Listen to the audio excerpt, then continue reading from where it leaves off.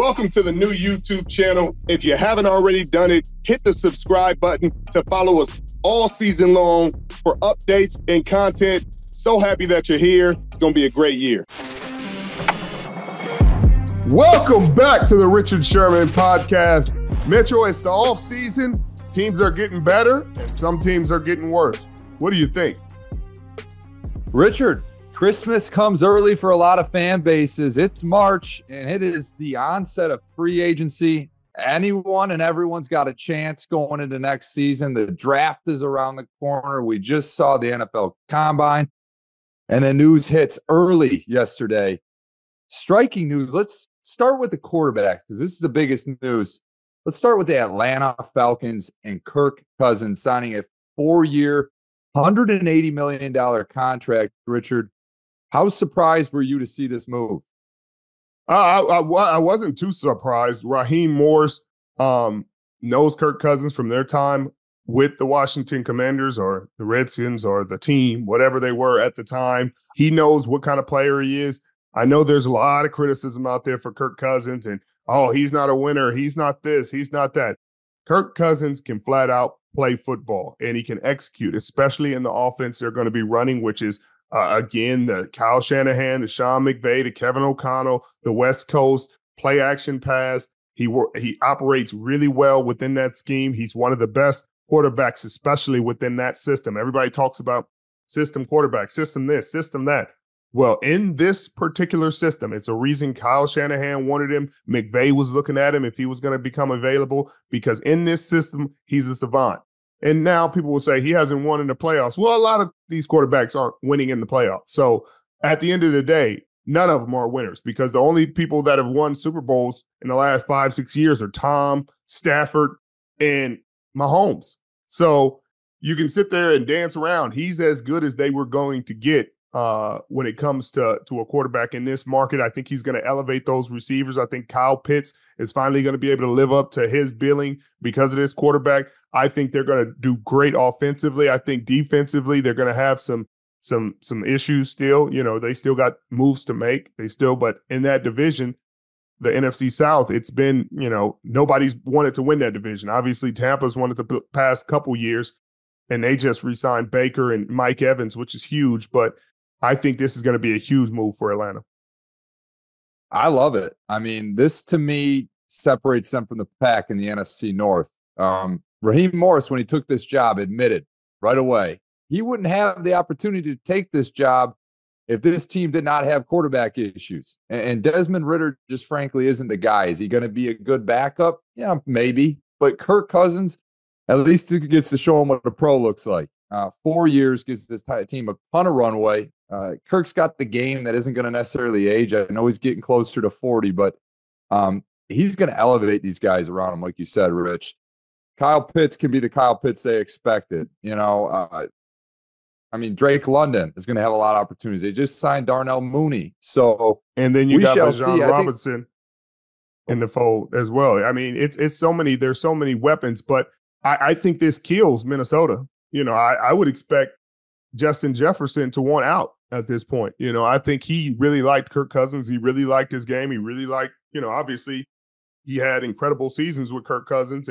And despite what everybody else in the outside world, you know, there are people that really don't think Kirk Cousins is a good quarterback. Clearly, you're not watching this football, but he is. And now they're replacing him with Sam Darnold from San Francisco. And you know, obviously Sam hasn't been in great structure with Adam Gase and what he had to deal with in New York and then going to Carolina and what he dealt with there. But still, I don't know. I don't know what Sam Darnold is going to be in Minnesota. So if Justin Jefferson wants out soon, then you heard it here first. Well, the other conversation piece here is, Richard, the Atlanta Falcons were firmly in the mix to go out and get Lamar Jackson last year, and they were going to pay him a little bit north of what they just ended up paying Kirk Cousins. I mean, you think there's regret in Atlanta for not pursuing Lamar Jackson a little bit more heavily last offseason? Because that number does not look nearly as daunting anymore. It was ridiculous. It was ridiculous. Every team, all 32 teams in the NFL needed a slap because they didn't even attempt. And I hear the nonsense of, well, Baltimore is going to match any offer. When has that stopped anybody before? When has going through the motions stopped anybody before? Hey, I know they're going to do this. Hey, I know, there's probably crazy trades when the Niners called for Trent Williams. I know they were probably like, Washington's never going to trade Trent Williams. When they called for Christian McCaffrey, I bet they were like, Carolina's never going to trade Christian McCaffrey. There's a lot of things that you just go through the motions. Well, why not? And when you go through, you find out. Now, if they had offered him a deal that Baltimore couldn't match, then they got their quarterback of the future, their MVP candidate, won MVP the year nobody wanted him, the year nobody tried to go get him. And it's crazy to hear that, and he's the first team All-Pro. It's crazy to hear all that, and then teams be like, well, the reason we didn't do it is because we thought Baltimore was matching. That's the worst excuse I think I've ever heard in a situation like that, because you still try. You still try. You do your best, and you say, hey, they matched it. We did everything we could do. But no team did everything they could do. No team even tried to do. If there were teams going out of their way, Mitchell, to say they weren't interested, and they should be ashamed of themselves. And I think like 95% of those teams didn't make the playoffs, and they don't have a quarterback of the future. So you said, hey, we'll pass on an MVP. We'll pass on the MVP of this season, and we'll go with whoever we went with at quarterback. I mean, there's some teams, Mitchell, that got quarterbacks out there that I don't know if they would start for some of these college teams. The thrill and excitement of March Mania is here, and DraftKings Sportsbook, one of America's top-rated sportsbook apps, is giving new customers a shot to turn $5 into $150 instantly in bonus bets with any college basketball bet.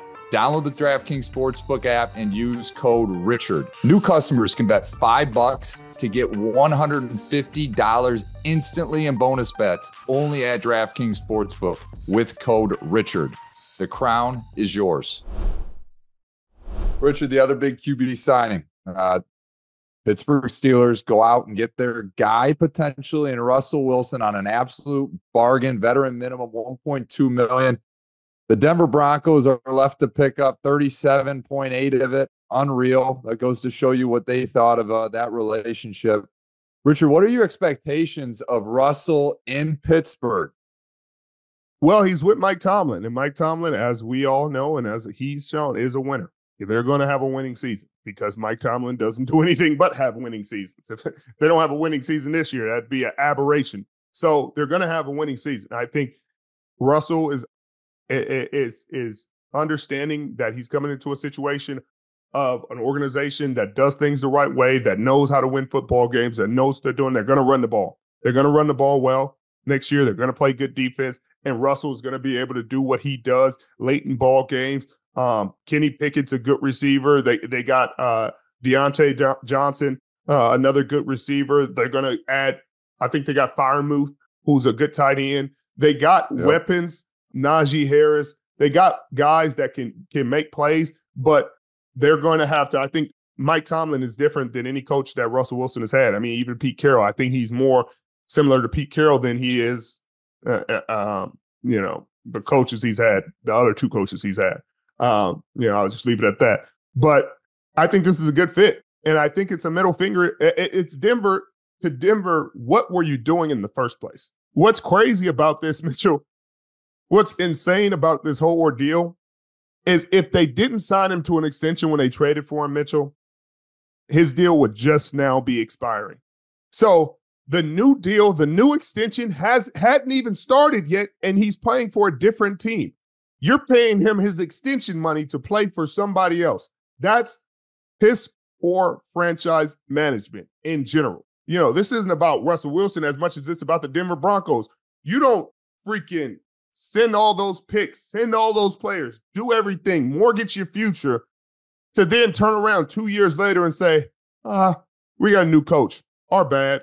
We're just going to, goodbye, Jerry Jeudy. Goodbye, Russell Wilson. Goodbye, Justin Simmons. Goodbye. Like, what are you doing? Like, it's a fire sale in Denver, and it just looks absolutely awful on that franchise, on the GM, on the ownership. Obviously, they got a new ownership. They're not the same ownership that signed Russell Wilson, but great for the Pittsburgh Steelers to be able to have a quarterback, a franchise quarterback making $1 million, Mitchell, gives you so much freedom everywhere else to build a team around him, to build up the offensive line, to build up the defense so that he has a real strong team around him. Now, that NFC North is no joke. Absolutely no joke. It's NFC North is one of the toughest. He walked out of a tough division in the AFC West. Well, it was supposed to be a tough division. Didn't end up being it because the Chargers aren't living up to what they were supposed to be. But now they may with Jim Harbaugh there. But you still have Patrick Mahomes and the Kansas City Chiefs, who Denver took to the wire in one game and beat them in another game. So I think this is going to be a great fit, but that AFC North with the Cincinnati Bengals, the Cleveland Browns, the Baltimore Ravens is going to be an absolute bloodbath. But it's exciting football. It's great. It's a great space to be. Russell has played in the semi-cold in Seattle, so he played in the cold in Denver, so, the weather shouldn't be an issue there. I look forward to seeing how it works out. He has good weapons. He has big play receivers that can, move with him. He can build a rapport with. I think it's a great fit. I'm with you, Rich. I think the Pittsburgh Steelers have something that he hasn't had in a while. And he's kind of butted heads with Nathaniel Hackett, butted heads with Sean Payton. Now him and Mike Tomlin get to test out this relationship. I think he's the perfect complement for Kenny Pickett. I mean, Kenny Pickett needs a little factory reset up. I don't think they want to punt on him just yet. Let's bring Russell in, see if he can kind of nurture Kenny back to life here. And Richard, to Russell's defense, I mean, he really hasn't had a running game since he left Seattle. Javonte Williams goes down with injury, shortly after he gets to Denver, and they never seem to get on that right page. He's always needed that running back, and they got Najee Harris, they got Jaylen Warren in Pittsburgh. But back to Denver real quick before we leave this topic.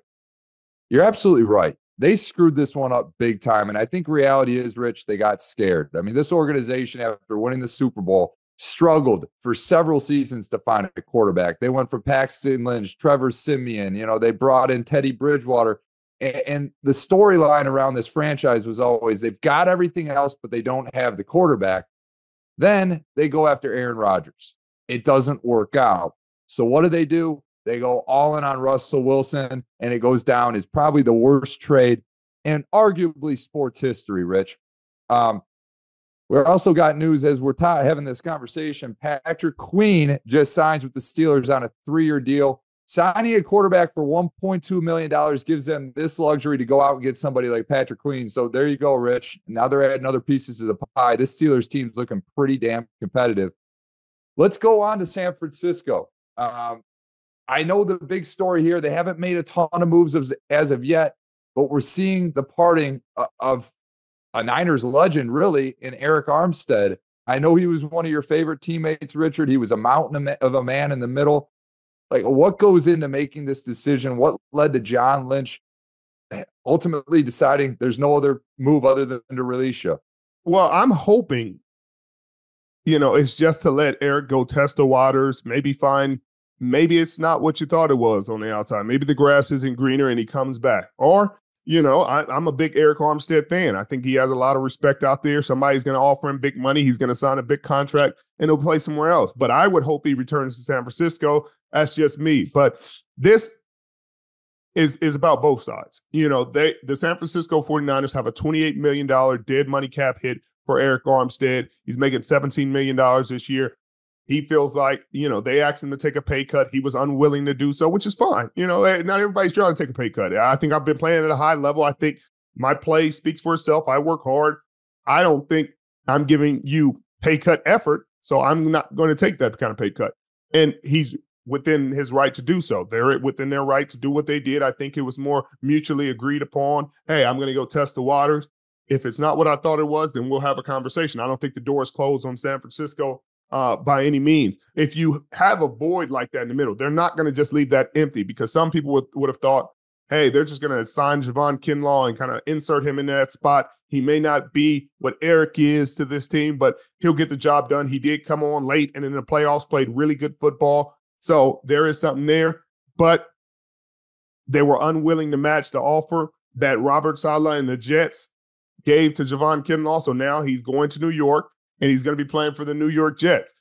But I do not think John Lynch and Kyle Shanahan are out here without a plan. Like, they're going to let Arik Armstead walk and just go into the season with, hey, we're going to just figure it out. We're going to put a young guy in there and we're going to see what we can do. No, they got their eyes on somebody. They're having conversations. I guarantee they have a backup plan right now in hand. And I would expect that deal to come out within the next couple of days, if that is what it is. And that's just my assumption. That's my prediction, that they're not just going out there and saying, hey, we're going to lose Arik and let's just see how it goes. Like, they're not that kind of team.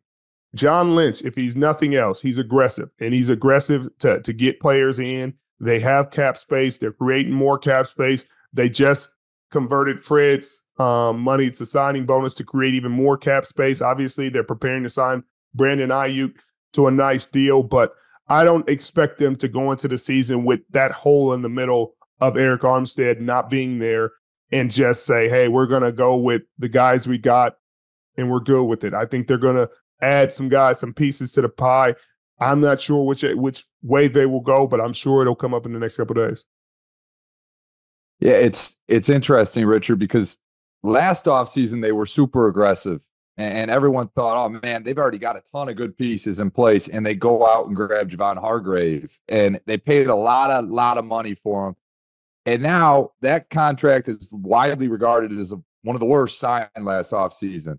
You couple that with the mistakes that were made with Trey Lance. And you're wondering, Richard, my one question as an outsider looking into this organization, are the mistakes that they've been able to get over, starting to catch up with them a little bit? This Arik Armstead release scares me from an outsider looking in. Like, what's the panic meter you're looking at in San Francisco right now? If 10 is a fire sale and everything all is lost and we're not going to make it in the playoffs, and one is we're fine, I'd probably say it's at a 4.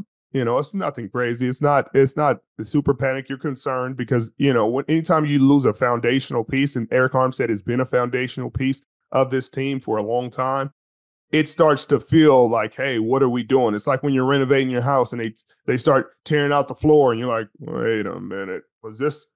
I'm so used to having that carpet there now. I mean, I know we're going to put hardwood there, but the hardwood is not there. And right now my house looks like a disaster. And it's like, calm down. Like, they're going to put the wood floors in. They're going to polish it. It's going to be fine.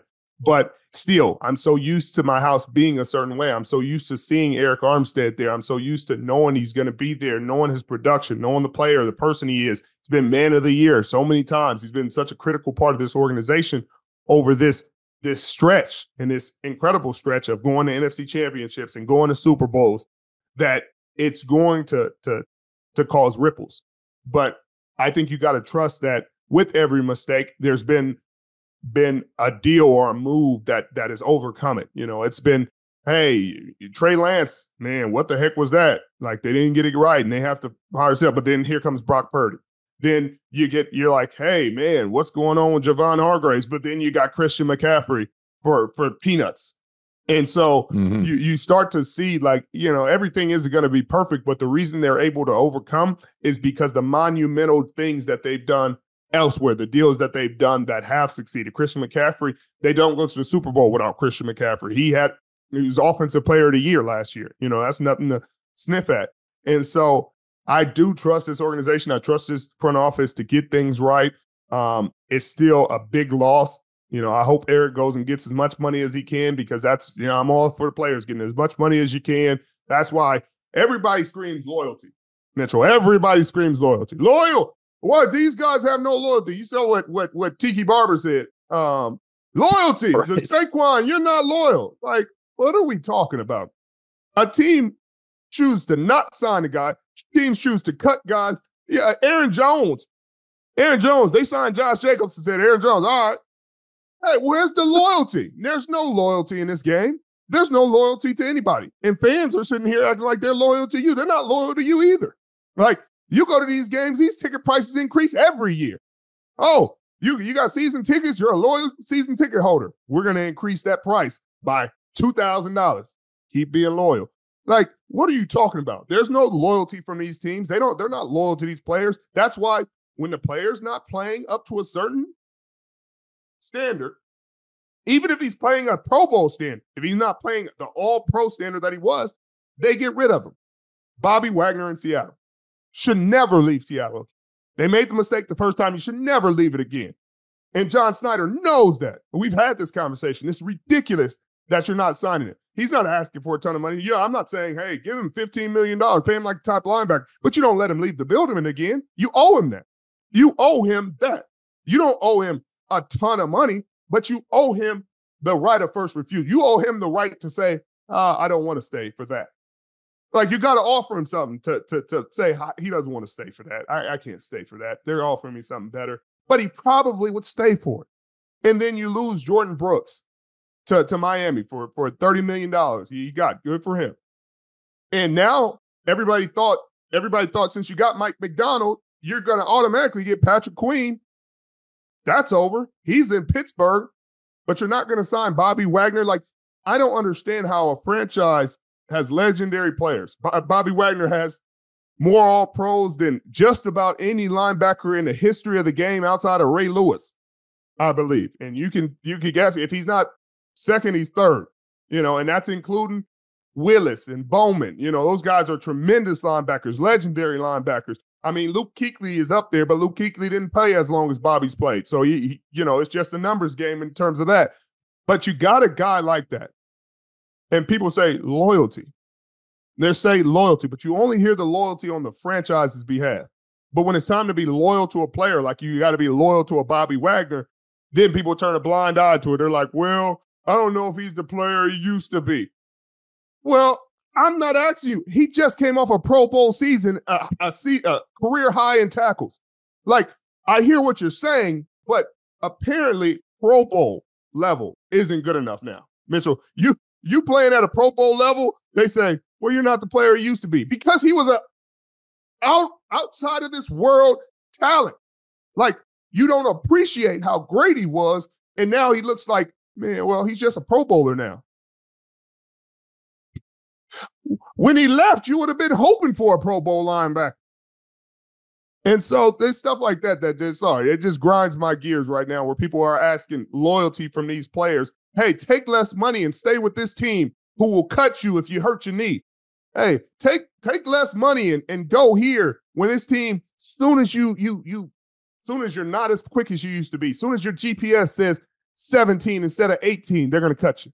Like, there isn't loyalty, and it doesn't exist for players, and players don't owe it to these organizations. And really, the fans only owe it because they're from these cities. So they're from these states. So you feel loyalty because this is home. These aren't home. This isn't home for these guys. This isn't where they're from. And if it is where they're from, then they probably have a little bit more loyalty to it because they're loyal to where they're from. But stop it. Stop asking these players for loyalty and not asking it from these organizations, because soon as these organizations cut these players, they're showing no loyalty. Wow. Richard, you're talking like you've had some experience in this space Mitchell, in the past, my friend. I'm tired of hearing it. I'm just tired of hearing that. It's ridiculous. I love the passion, my man. I mean, you're right.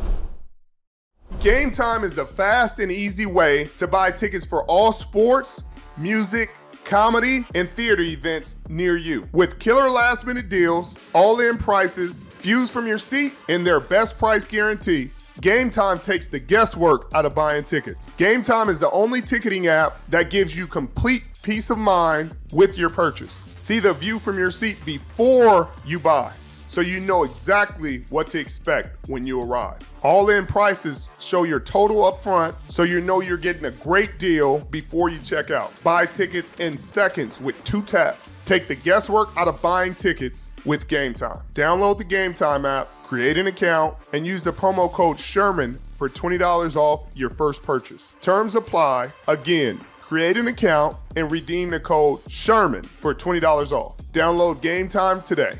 Last minute tickets, lowest price, guaranteed. No fault to the fans, right? I mean, the fans, they're fans of the teams, right? They're fans of the players. I know the Seahawks fan base has come back around to you as well after right. It's not their fault, but I'm just trying to explain to them, like if these organizations were loyal to the fans and they were like, hey, we're letting the whole stadium in for free, or we're taking a discount on tickets in the playoffs, like, then I'd be like, oh man, they show real love to the fans. Like, that's crazy. Like, they're taking money out of their pockets and pretty much giving it to the fans. but they don't show that kind of love to the fans, and the fans are loyal to these logos, which is fine. This is who you grow up watching. I appreciate that. Where the teams, the players are happy to give you the show. Like, man, I love these fans. Man, you give me a lot of love, I give you love back. But we go out there and put our bodies on the line and give you the show. Yay, we're helping your team win. Bang, we're doing it. Understand, players don't get hurt on purpose. They don't miss tackles on purpose. They don't throw interceptions on purpose. They don't play bad on purpose. I promise you, they're trying to play good. And so I just wish it went both ways, and there are great fans out there that are loyal regardless. You don't play well, they're still like, hey, you got them. Like, hey, keep your head up. You're going to be great. There's great fans like that. It's just some of these guys are so ridiculous. You're like, Bobby Wagner's washed. What? Oh, what is he doing at the Pro Bowl this year? So if Pro Bowl is washed, then what is the rest of the league that's not at the Pro Bowl? Like, what is everybody else? If a Pro Bowler is considered washed, then what is the rest of the league? I don't understand. And that's where I start to plead, can you make it make sense? It doesn't. Stop saying stuff about these players that are really good. Just say, hey, man, he used to be faster. That's fine, because that's true. But saying somebody's washed is an overused phrase that doesn't even apply to the things they're saying.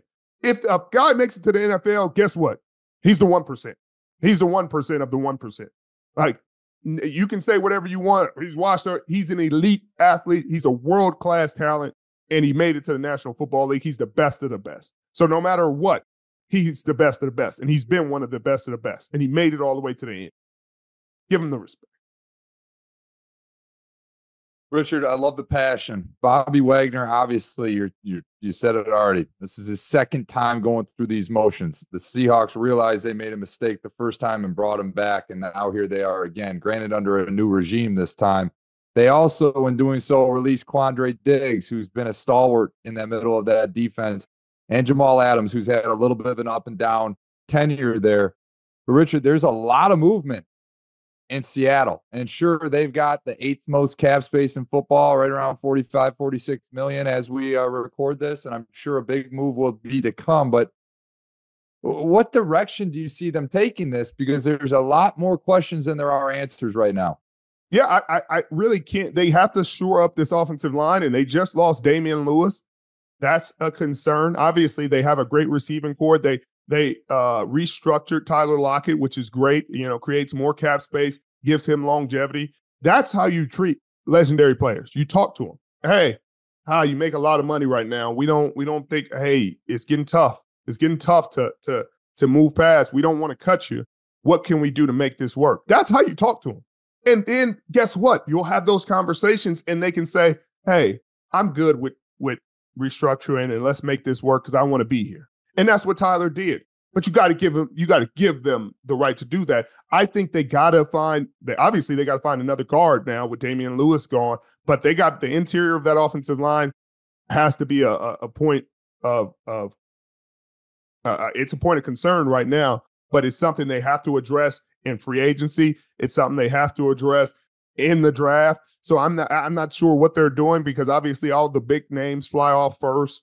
And there's a ton of offensive linemen on the market right now, a ton of guys, really talented guys that have gotten released. So I think that's the direction they'll go. They extended or re-signed Leonard Williams, 3 years, $64 million, which is a reasonable deal. I think they're going to need to. Jaron Reed is a big factor in that defensive line had a great season last year. I think they're going to have to do something with his contract. They got a lot of talent on defense. Julian Love, I think there is somebody they want to keep around. I thought they would go after Patrick Queen. I thought if they didn't, I thought they let Bobby go, then Jordan Brooks was somebody they had to bring back. All those things seem like they're out of the window, so I have no idea what they're doing at linebacker. I'd be interested to hear their plan because you're saying you don't want to sign the Pro Bowler back. You didn't sign Jordan Brooks back. You didn't get Patrick Queen, who's familiar with Mike McDonald's system. You didn't get Geno Stone, who's familiar with their system. The guys that played for this guy, I thought he would be like, hey, these are plug and play guys. I can get them. I need them to at least be able to have some kind of continuity in this defense. They have great corners. I think Tariq Woolen is going to heal up. His shoulder is going to bounce back this year. He did great in coverage. Witherspoon looks like an absolute star in this league. Offensively, I think, JSN is going to be fine. DK is going to be even better this year. He's been really consistent, been fantastic in this league. Your boy K9 has been great. But again, that offensive line is where it's going to have to start. Boye Mafe had a great kind of come out year last year, really putting a lot of pressure on the quarterback. He was amongst the league leaders in quarterback pressures and sacks and forced fumbles, et cetera. But I think that offensive line, if you can protect Virginia and give him time, he can dice. He can deal. He can deal, and he showed that in his Pro Bowl season. But nobody can deal when you give him a second and a half to pass the ball. Nobody can deal when, we scored 35 points in this game against Dallas. Then the most critical play of the game, we're just going to let their best player run scot-free at the quarterback. Like, who can deal like that? So hopefully they fix the offensive line, but that would be where I would start. They do have a lot of weapons offensively. We shall see. They are without now. As we record this, Drew Lock goes to the New York Football Giants, so they're going to be in the hunt for a backup QB as well. Richard, we're starting to see running backs get paid. We saw Josh Jacobs go off the board. We just saw King Derrick Henry go off the board. Saquon Barkley got thrown a bag. Obviously Aaron Jones goes off the board quick after being released. Let's start with the Packers. This kind of scares me being an NFC North fan. My Detroit Lions have to play this team twice a year. They go aggressive this free agency period. Bring in Josh Jacobs. We got folks in the Green Bay fan base freaking out saying, oh my gosh, we got Josh Jacobs. We got Aaron Jones. 2 hours later, they release Aaron Jones. Richard, how big of an upgrade is Josh Jacobs to this Packers offense? I don't think it's an upgrade at all, honestly, because Aaron Jones is playing outstanding. Like it's no. This is no slight to Josh Jacobs because he's phenomenal. He's one of the best running backs in the National Football League. But again, within this scheme, Aaron Jones was fantastic in those playoffs against Dallas, against San Francisco. I mean, what more could you expect him to do? He's catching the ball out of the backfield. He's running the ball really well. He got banged up. Yeah, that's true. He got banged up parts of the season. He, maybe in that regard, Josh Jacobs is probably a little more durable. But again, Aaron Jones wasn't making a ton of money. He's not making a ton of money, and you're not paying a quarterback right now. I mean, unless clearly you're preparing to pay the quarterback a ton of money, but you're not paying receivers a ton of money. You're not paying Jair Alexander $25 million. So I'm trying to figure out what you're doing. You're paying Xavier McKinney $17 million a year, but you don't want to save $6-7 million. Aaron Jones signed with Minnesota for $7 million. You don't have that for him? A guy who is proven in your system. He's a guy, unless there's something internally that I don't know, I don't understand it, because he seems like a guy who does things the right way, and they would complement each other fine. I'm sure Josh Jacobs wouldn't want to come out the game, but you see what Aaron Jones can do. So it's never too much. Never too much. Never too much. Never too much. Mitchell, it's never too much. So you keep both, but instead you give them to a division rival. I don't want to toot the Detroit Lions horn too much here, Rich, because you guys know I'm a big fan of them. But what Brad Holmes did last offseason proves right now is to be a sheer masterclass. He goes to Chicago, plucks away a division foe, David Montgomery, pays them $6 million a year. Then they go and draft Jahmyr Gibbs, a widely criticized draft pick early in the draft, and they give up on DeAndre Swift. Now we see DeAndre Swift go to the Chicago Bears and get paid $8 million a year. DeAndre Swift's a good running back, don't get me wrong. But David Montgomery is the hammer and the nail. He's a perfect complement in this offense, and you get him for $2 million cheaper than the guy he replaced. Josh Jacobs costs twice as much as that man. Richard, you feel bad for the running backs. They don't get paid as much as they deserve. That's objectively, they deserve a hell of a lot more for the value they bring to this game. But being a GM, you got to be crafty in this spot. And I'm with you. Josh Jacobs scares me, but if you look at it from a numbers perspective, you kind of got to scratch your head a little bit. Like you said, you had somebody in-house that's doing the same job in Aaron Jones. We shall see. We shall see, because the yardage numbers, at least the production, is there for Aaron Jones, especially in the playoffs. I mean, we just saw Derrick Henry get $8 million a year. Yep. King Henry, $8 million. And he's going to Baltimore. That's a great fit. Oh my God, that may be the piece they need to get him over the top. But again, $8 million, like, I don't understand, because every other position, the number's gone up. Hey, like you were saying earlier before we got on camera, the guards are making $20 million now. There are guards making $20 million. Tackles making almost 30. Running backs is at a decent, I can't call Derrick Henry decent, a really good running back is at 8. The best running back, I guess, one of the best running backs is at 12. They were at 12 5 years ago, 6 years ago, Mitchell. It has not changed, and that's what I don't understand. And I don't know if it'll ever change. I don't know if it'll ever go above this. I think they're at their cap.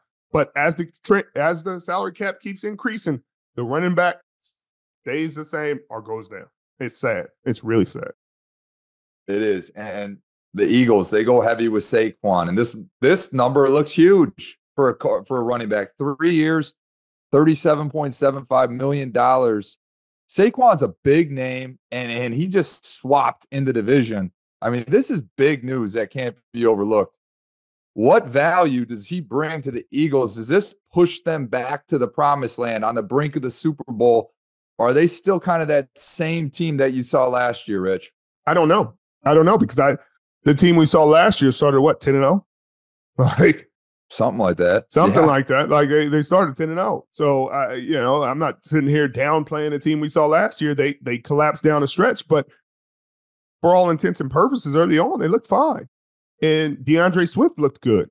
And he looked like a good fit in this scheme. And then it all fell apart. The defense fell apart. The running game fell apart. Jalen Hurts got a little banged up. The pass game suffered. A.J. Brown all of a sudden was injured and didn't play. So does bringing in Saquon Barkley cure the pass defense that was 31st in the league? I don't know.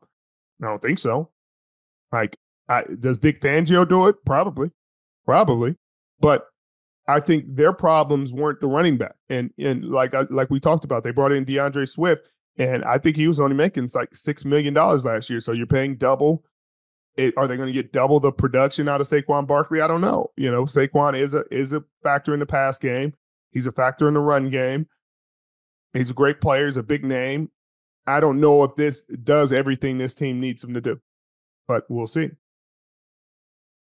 Their division rival, the Dallas Cowboys. Jerry Jones came out hot leading into this offseason saying the Cowboys were going to be making a lot of noise. Richard, they sure have. They lost Tony Pollard in free agency and signed absolutely no one. What in the world is going on down in Dallas? Mitchell, I don't know. I can't call it. They got great players. They have a great quarterback who the fans want to get rid of. They have a great receiver. They have a really good defense. New coordinator. But I just don't know, Mitchell. I don't think Tony Pollard is that huge of a loss. I think they feel like, Rico Dowdle is going to be fine. I think they think they can draft and they'll be fine. Running back is one of those positions we're talking about that is undervalued because they feel like there's a lot of guys that can do it. So I don't feel like they feel like they're losing a ton there, but they need to make a move. When you say you're all in, then we expect Derrick Henry to be signed to the Dallas Cowboys. We expect, you to grab one of these D linemen, a Leonard Floyd, a Chase Young, somebody, a name that you're like, oh, okay, Dallas is taking it serious this year. One of these corners, something where you're like, oh, okay, you're making a big meet. Another number one receiver. If you had gone after, Mike Evans or somebody, or we heard whispers of you trying to approach Mike Evans about a deal. Even if you didn't get the guy and we heard the rumors like, oh, okay, Dallas is really all in. They're going after it. but you're not hearing anything. You're not hearing them going after receivers. You're not hearing them going after running backs. You're not hearing them, hey, they were in on Josh Jacobs, or man, they were trying to get Saquon, or hey, man, Leonard Floyd or Chase Young, and they're going after him. Like, you haven't heard that. So it just feels like, again, a bunch of fluff from Jerry, a bunch of hot air with no substance, because the substance would be the signings. You haven't seen any. A couple other big names that went through the cycle this offseason, Rich. Baker Mayfield. And we talked about it early on in the season last year. You said this might be a guy that finally found a home and elevated the Tampa Bay Bucs. Sure enough, they were in the divisional round, got knocked off by my Detroit Lions, but Baker gets rewarded 3 years, $100 million, half of which is guaranteed. Richard, were you surprised by this? What were your thoughts by this signing? Mitchell, I was happy. I'm happy, Mitchell. I like a redemption story, Mitchell. I think any good human being with a kind heart loves a redemption story. Hey, he went through the bumps and bruises, admit your mistakes, you get humbled, Mitchell, and you rise from the ashes like a phoenix, Mitchell. And he's in a situation where he rose like a phoenix for the Tampa Bay Buccaneers. They gave him his money, his respect, his acclaim. You're a number one pick. You played really good football. We're going to get your best weapon back in Mike Evans, and we're going to show him a tremendous amount of respect because of what he's done for this franchise. Welcome home, Baker Mayfield. Good for you. That's a story I can get on board with, Mitchell. I'm with you. And they bring back Mike Evans. The question becomes down in Tampa, was last year the ceiling with this team? I mean, this team's getting older. You know, Baker's in his prime firmly. They're going to have to make some moves in order to get to that next level of constantly owning the NFC South, because it is the division that could be owned by the Tampa Bay Bucs if they get hot here. Richard, there was a cap casualty that came with these signings, and he went to my Detroit Lions. The Detroit Lions saw an opportunity and acquired Carlton Davis. I know he was a former teammate of yours when you were down in Tampa, and I called you immediately. I said, Richard, what do we got coming to Detroit here? Because Lord knows we need some secondary help. What are your thoughts on Carlton Davis going to the Detroit Lions? Carlton Davis can play, flat out. Just straight up, Mitchell, he can play. Yeah. He can play corner. He's a man-to-man guy. He can play any other scheme, and all that, but his specialty, his go-to is man-to-man. He's a press corner. He's used to being in there, scrapping every play in and play out. I think it's an upgrade for you guys. Obviously, you had the injuries with E-Man and guys going out early. You had to go all the way down to a practice squad guy getting elevated at the corner position, and that's tough to do in an NFC Championship game in the playoffs and stuff to hide. I think he held up very well, but I think this is a definite upgrade. Obviously, signing E-Man back is huge. I'm happy to see that. I'm happy for him. Can't wait to see him back on the field. But I think this is a great deal for Detroit. I'm looking forward to seeing what Detroit does because they are built the right way. They're going to get more pass rushers. They're good at the corner now, and that's a big piece, especially in that division. And then with Minnesota losing Kirk, oh my God, people don't understand how huge that is. Wait till you see how huge that is. Oh, you thought system quarterback? You thought anybody can do it? Wait till you see. But then, obviously Green Bay is loving what they have in Jordan Love and what he's been able to do. So expect him to get extension. But your boy Jared Goff has earned his money, Mitchell. He's earned his money. We talked about this during the playoffs last year. I said if he gets them where they need to be, and he got them to the NFC Championship, and they had a chance. They had a great chance. It wasn't they didn't lose it because of him. He's going to get a deal comparable to what, I would guess $50 million, what Kirk got, close to $50 million, especially with the cap going up the way it is. This team has some runway, has some young receivers, has some young guys. They're not paying a ton of guys. So I would expect him to get his money, and deservedly so. Another redemption swan song for Jared Goff, proving the haters wrong. Got over the hump, got his revenge game against the Rams in Detroit. Got Detroit their first playoff win in a very long time. Like, you got to appreciate that. I think obviously he's their best quarterback since Stafford, but that's not saying anything because they just swapped Stafford and whatever. But for them to go this long and have Stafford for so long and be such a great quarterback and not get a win and have Jared Goff get them to an NFC championship game, I think he's got a lot of love in Detroit, a lot of respect and a lot of regard, and he's going to rightfully get paid. Like you said, David Montgomery, Jahmyr Gibbs, that offensive line is going to that's going to cost you later, Mitchell. They're fantastic. No question. But they're going to, Penei Sewell is going to cost you, Mitchell. He's going to be maybe the first $30 million tackle.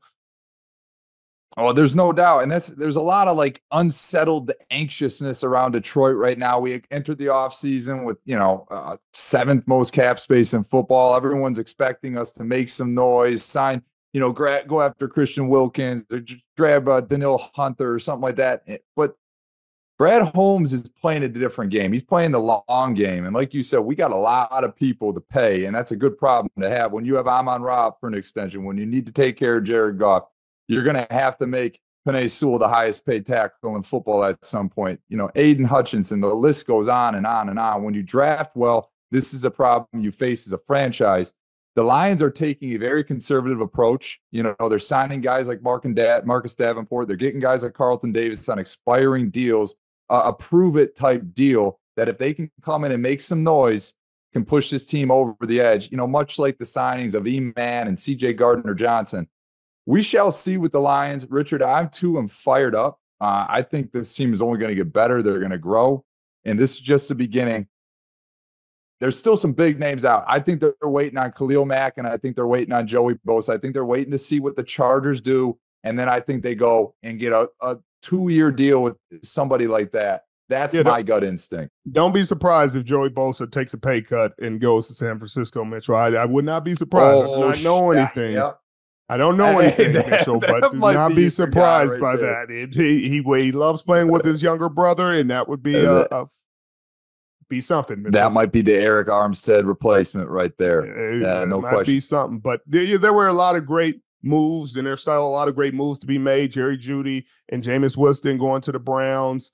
The Commanders getting Austin Eckler, Shaq Barrett to the Dolphins, to a great move. Gabe Davis to the Jaguars, Gus Edwards to the Chargers. Colby Perkinson leaving the Seahawks, going to the Rams. Christian Wilkins getting big money with the Raiders. They got Gardner Minshew at the quarterback spot, so I don't know what's going to happen with Justin Fields, but it's been fun. It's been fun. We're not leaving just yet. We got to talk Justin Fields before we go, because, Richard, if there's any way for the Chicago Bears to fumble this offseason, they have everything gift wrapped for them that they could possibly want. You want the first overall pick? Here you go. You want another top 10 pick? Here you go. You want a bunch of cap space? There you go. One caveat, they got to figure out what to do with who's in-house, and that's Justin Fields. Did they wait too long, Rich? Because it seems like there might be one or two teams that would have any interest in Justin Fields, and one of those teams is in your own division, and the Vikings. I can't imagine you're trading them there. Richard, have the Bears screwed this up? It may be too late to apologize. I'm saying too late. Mitchell, it's too late, because they're going to have to trade him for a 4th or 5th round pick. They're not going to get the 2nd round pick they're looking for, or they're just going to have to eat it and get Caleb Williams. They're going to have to eat it and get Caleb Williams and keep Justin Fields as his backup. They're almost to that point where they're going to have to do that, because your options are keep him, trade him probably to Seattle as a backup to Geno, as a succession plan to Geno. They let him sit behind Geno, sit behind a veteran for a while. I could see that potentially happening. I could see Minnesota potentially, but they would make Minnesota pay. They make Minnesota give at least a 3rd. Everybody else would probably be good with a 5th. I don't see them really doing that. So, Mitchell, I like what options do you have? I mean, maybe New Orleans. Do you really think Derek Carr's the answer? Do you want a guy to back him up? And Jameis Winston is gone now. Do you make that move to give yourself something for the future? Maybe. Outside of that, Mitchell, where would you send him? Pittsburgh? Hey, Pittsburgh, y'all want him to back up? Hey, you done with Kenny Pickett? Back up Russell for a year or two and then succeed? I don't know, Mitchell, but you're right. They've lost their leverage. and they're likely going to have to just keep him or trade him for peanuts. That's how it goes. You hate to see it, Rich, especially in your own division. You hate to see it. Richard, that concludes our early free agency little wrap up here. It's been a minute since we've seen you guys. Richard, I will let you sign us off. Well, I know it's been a long time. I shouldn't have left you without a dope beat to step two, step two, step two, step two. But I appreciate you sticking with us in the offseason. Free agency preview. We'll be back for the draft, or likely with a guest or something. You could be anywhere in the world, but you're here with us, and we appreciate it. See you next time.